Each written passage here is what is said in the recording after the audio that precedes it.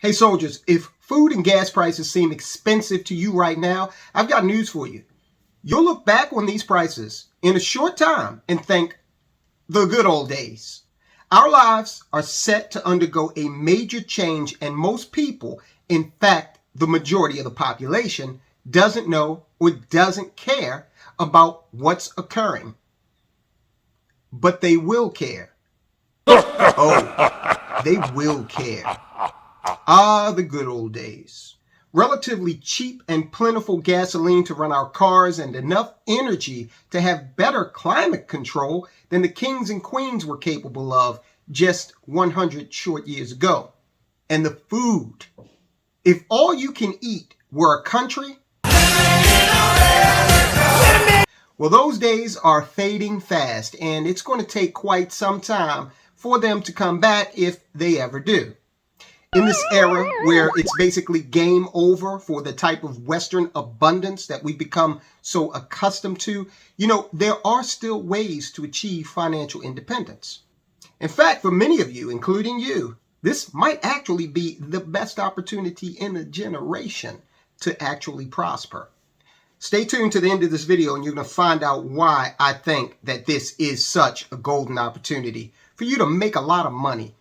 Gas prices in California are hitting highs again. We've got Los Angeles, Long Beach with a $6.46 per gallon record.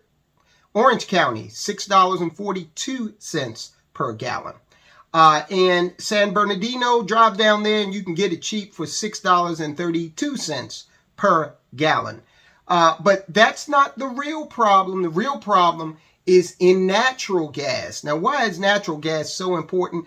Well, of course, it's wintertime and many Americans use natural gas to heat their homes. But natural gas is also a chief component of fertilizer. The war in Ukraine has constrained natural gas supplies globally, thereby pushing up the price. And of course, those price hikes are going to trickle down into what we see in terms of prices at the grocery store. Not to mention 2/3 of Europe's fertilizer processing plants have been shut down. It's estimated that nitrogen fertilizer supports half of the global population. Nitrogen fertilizer makes this possible. This is a butternut squash grown on my land. This is one of the keys to food security, is doing it your damn self. And remember, fertilizer plants all over Europe are being forced to shut down because of a lack of natural gas. Bringing it closer to home, we've got a reporter out in Nebraska, and he was going through a cornfield. The corn was like up to his knees, kind of up to his thighs, and he was saying at this time of the year, that corn's supposed to be way above his head. Remember, corn is the basis of the food chain.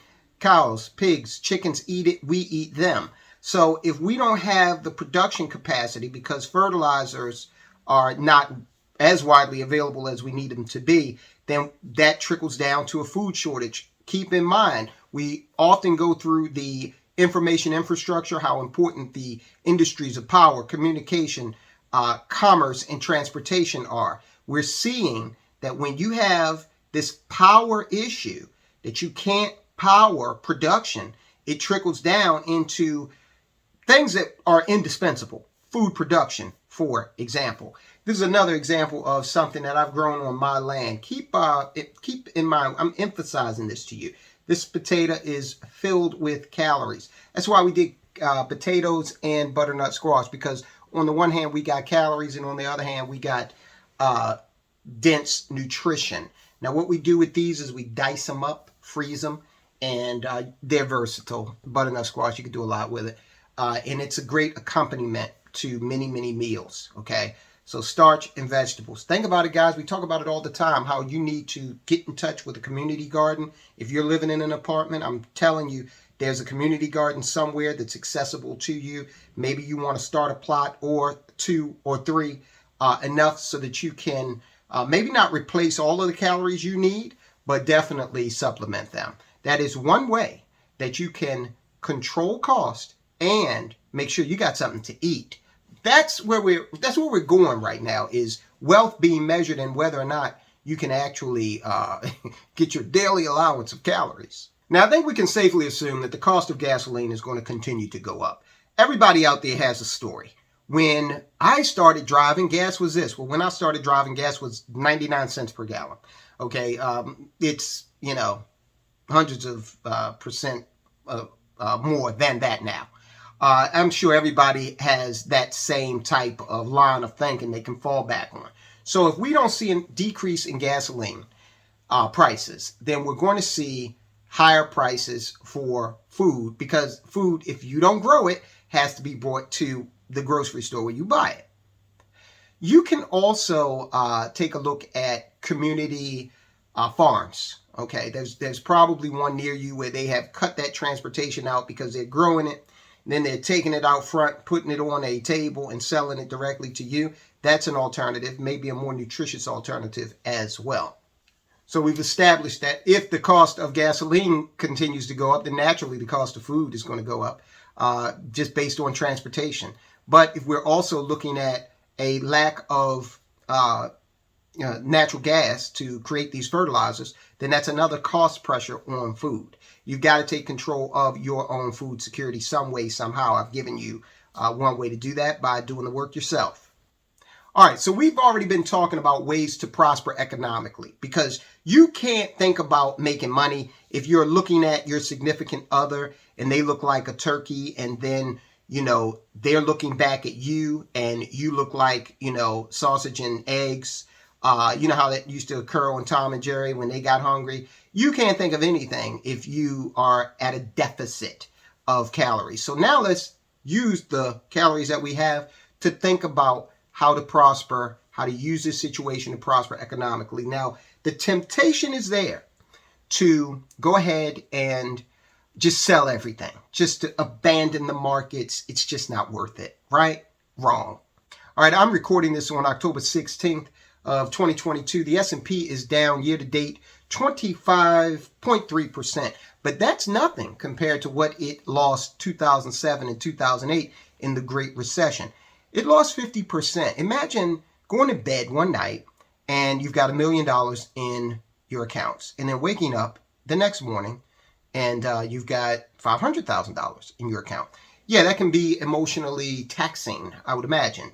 But there is a certain type of psychology you need to be comfortable with before you start to invest. Now, I am not your financial advisor. Okay, so I'm just throwing out concepts here. You've got to do your own due diligence, contract with your experts that you trust, that you built relationships with, in order to get specific advice for you. But I can tell you that generally people have a type of investment psychology that makes them want to go out and buy stocks and other assets when they're high. And then when the inverse occurs and those markets drop, these same people don't want to engage in a discounted market. They want to actually sell into that, thereby, in many cases, locking in losses. It's not really a winning strategy for investing. So I actually tell people, listen, if you're going to sit there and hit refresh like every 5 minutes looking at your portfolio, this might be too emotionally taxing for you. The money you end up making may not even be worth it if you've worried yourself into such a stressful position that now, you've shortened your lifespan. Okay, so think seriously about that. Now, if you are an investor, here's some facts. Okay, these are just facts. This is, again, not advice.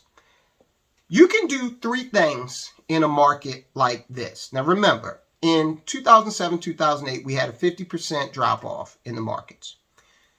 But let's take a look at kind of what would have happened if you exercised, these 3 different strategies during that time.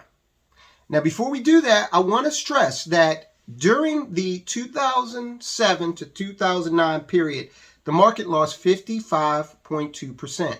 2000 to 2002, we had the dot-com bubble. We had 9/11 occur in there. The market lost 47.5%. 2020, 33.7% when we had the pandemic. And thus far in 2022, overall, we're down 17.9%. So the three strategies you could have employed were to panic and sell everything and just say, I'm going to go back in when things start to get better.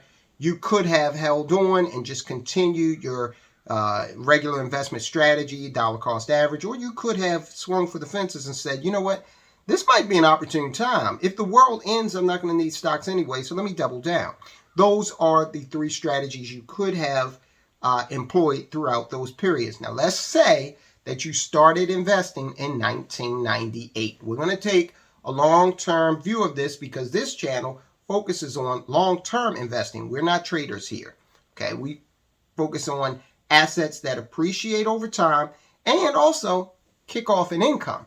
So from 1998 to 2018, our investor who said, you know what, I'm coming out and I'll come back in when things are in positive territory. At the end of the period, that investor, he came in at 239% returns.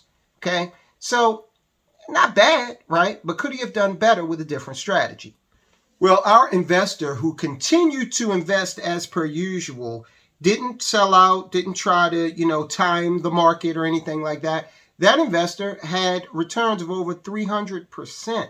In fact, that return would have been 334%, just staying in and handling business as per usual over this 20-year period.